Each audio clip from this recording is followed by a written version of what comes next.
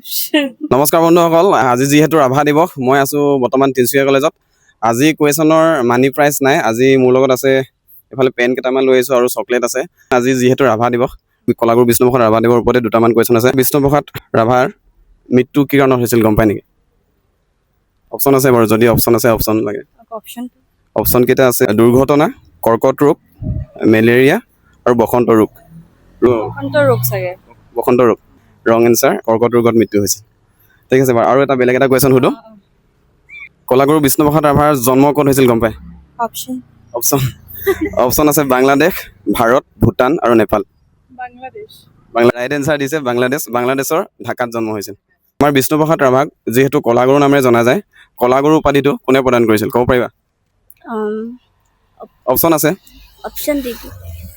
Option কেইটা আছে: স্বামী বিবেকানন্দ, অটল বিহাৰী বাজপেয়ী, লালা লাজপত ৰায় আৰু ডক্টৰ সৰ্বপল্লী ৰাধাকৃষ্ণ। এইটো হৈছে বাৰু। বিষ্ণুপ্ৰসাদ ৰাভাৰ জন্ম কেতিয়া হৈছিল?